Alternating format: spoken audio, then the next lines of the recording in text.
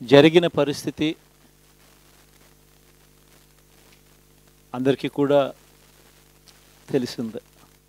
గత చరిత్రలో ఎప్పుడూ జరగని విధంగా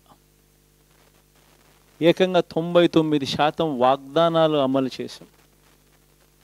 ఎప్పుడు జరగలేదు ఆంధ్ర రాష్ట్ర చరిత్రలో కానీ దేశ చరిత్రలో కానీ ఈ మాదిరిగా మేనిఫెస్టో అన్నది ఒక పవిత్ర గ్రంథంగా భావించి అదొక బైబిల్ గాను, అదొక ఖురాన్ గాను, అదొక భగవద్గీత గాను భావిస్తూ టిక్కు పెట్టమని చెప్పి ప్రతి ఇంటికి పంపించి టిక్కు పెట్టమని చెప్పి ప్రతి అడుగుతూ ఆ ప్రతి అక్క చెల్లెమ్మల ఆశీస్సులు తీసుకుంటూ ఆ ఇంట్లో ఉన్న అవ్వాతాతల దీవెనలు తీసుకుంటూ ఈరోజు కూడా ఈ మాదిరిగా బటన్లు నొక్కడం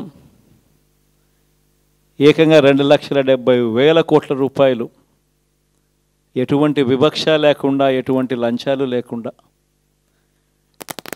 ఏ నెలలో ఏమిస్తామో అని ముందే చెప్పి క్యాలెండర్ ప్రకటించి ఆ నెలలో అది తప్పకుండా ప్రతి సంవత్సరం తూచా తప్పకుండా ప్రతి సంవత్సరం అది జరిగేట్టుగా చేస్తూ ఏకంగా 2,70,000 కోట్ల రూపాయల వివిధ పథకాల ద్వారా మాట తప్పకుండా జరగడం కూడా గతంలో ఎప్పుడూ కూడా చూడలేదు, జరగలేదు. ఇవన్నీ కూడా నేను ఏదైతే చెప్తా ఉన్నానో ఇవన్నీ ఎప్పుడూ చూడని మార్పులు, గతంలో ఎప్పుడూ జరగని సంస్కరణలు. విద్యారంగంలో అయితేనేమి, వైద్య రంగంలో అయితేనేమి, వ్యవసాయ రంగంలో అయితేనేమి, సామాజిక న్యాయం అంశంలో అయితేనేమి, మహిళా సాధికారత అంశంలో అయితేనేమి, గవర్నెన్స్ విషయంలో అయితేనేమి ఎప్పుడూ జరగని చూడని సంస్కరణలను కూడా తీసుకొచ్చు. ఇవన్నీ నేను ఏదైతే చెప్తా ఉన్నానో ఇవన్నీ మనం చేసి చూపించి ప్రజల మన్ననలు పొందిన తర్వాతే ఎన్నికలకు వెళ్ళాం. ఎన్నికల్లో ఏమైందో తెలీదు. 5 సంవత్సరాలు కళ్ళు మూసుకుంటే చాలా అయిపోయింది. 5 సంవత్సరాలు మళ్ళీ 2024 నుంచి 2029 కూడా అదే మాదిరిగానే కళ్ళు మూసుకుంటే 2029 కూడా కళ్ళు మూసుకుంటే వచ్చేస్తుంది. ఇవి మనం గుర్తుపెట్టుకోవాల్సిన అంశం ఏమిటి అని అంటే సినిమాలో ఓన్లీ ఫస్ట్ హాఫ్ మాత్రమే అయ్యింది. గతంలో కూడా ఇదే మాదిరిగా పరిస్థితులు ఉన్నప్పుడు కూడా మనం ఏ మాదిరిగా పైకి లేచాము అన్నది కూడా మీ అందరికీ తెలిసిన విషయాలే. నేను ఒక్కటే మీ అందరికీ చెప్తా ఉన్నా, ప్రజల్లో ఈరోజు మనం చేసిన మంచి ఉంది, ఇంటింటికి మనం చేసిన మంచి ఇంకా బ్రతికే ఉంది. ప్రజల్లో ఈరోజు మనం చేసిన పాలన మీద విశ్వసనీయత అనే పదానికి అర్థం ఈ రోజుకి కూడా ప్రజల్లో ఉంది. గడప గడపకు మనం చేసిన మంచి ఇంకా ప్రజల్లో బతికే ఉంది. మరి ఇవన్నీ ఉన్నప్పుడు మళ్ళీ మనం లేయడం కూడా తథ్యం. కాకపోతే కొంచెం టైం పడుతుంది, ఆ టైం ఇవ్వాలి.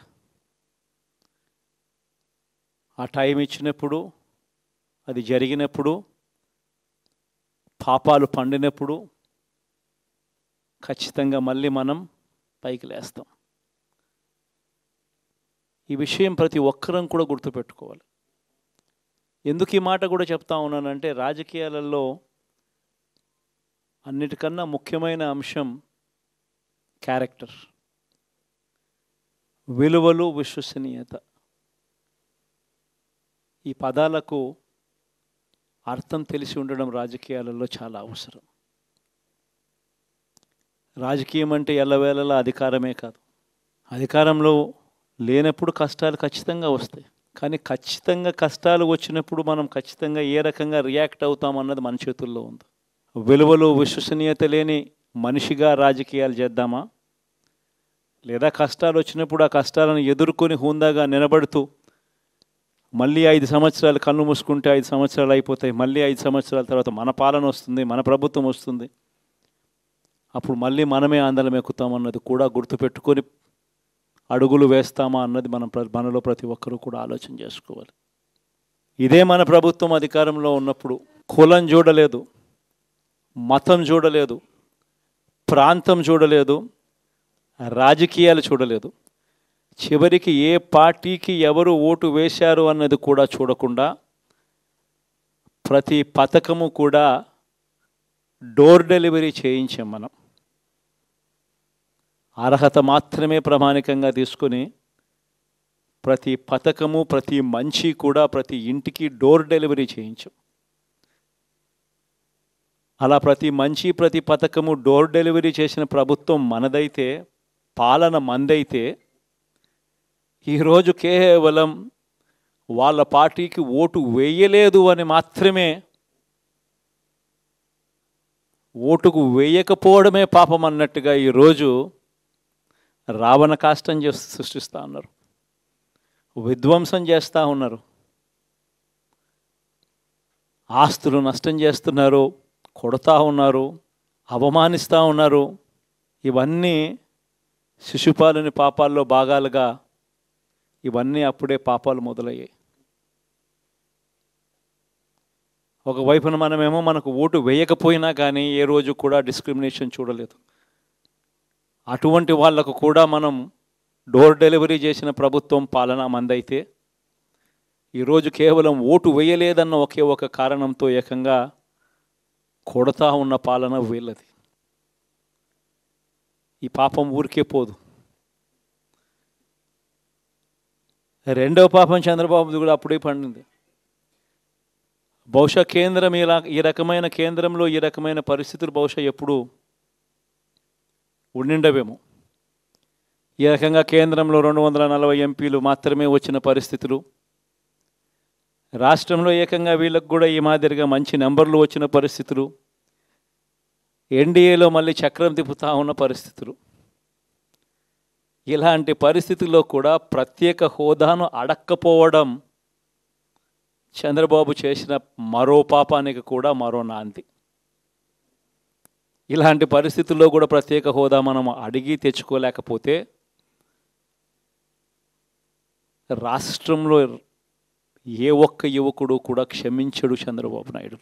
మనం కొంచెం ఈ పాపాలు పండేదాకా మనం గట్టిగా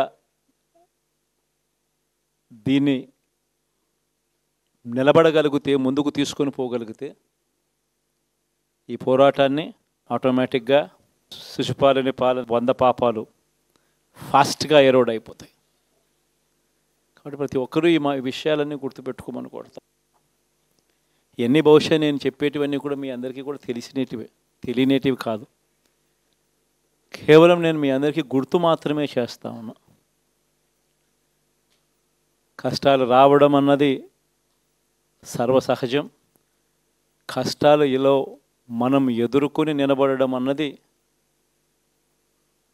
మన చేతుల్లో ఉన్న అంశం అన్నది మాత్రం ఖచ్చితంగా ప్రతి ఒక్కరూ గుర్తుపెట్టుకోమని మీ అందరితో కూడా కోరుతా ఉన్నాను. శాసనసభలో, చట్టసభలో మీ సభే అన్నిటికన్నా ముఖ్యమైన సభ అవుతుంది. ఓటు వేయలేదు అన్న ఒకే ఒక కారణంతో మనుషుల్ని కొడతా ఉన్న పరిస్థితుల్లో, మనుషుల్ని అవమానిస్తూ ఉన్న పరిస్థితుల్లో, మనుషుల్నే బలవంతంగా ఆస్తి నష్టం చేస్తూ ఉన్న పరిస్థితుల్లో ఇక ప్రతిపక్షం ఉన్నది ఒకటే ఒక పార్టీ, ఆ పార్టీకి అవకాశం ఇవ్వాలా అన్న కనీస నైతిక విలువలు వాళ్ళు పాటిస్తారన్న నమ్మకం నాకైతే లేదు. కాబట్టి మీరు చేయాల్సిన పాత్ర గొప్పది, చాలా ఉంది అన్నది మాత్రం గుర్తుపెట్టుకోండి. రాబోయే రోజుల్లో యాక్టివిటీ లెవెల్స్ అనేది ఆటోమేటిక్లీ పెరుగుతాయి. రాష్ట్ర వ్యాప్తంగా ఉన్న కార్యకర్తలందరినీ ఎవరినైతే వాళ్ళు ఇబ్బందులు పెట్టారో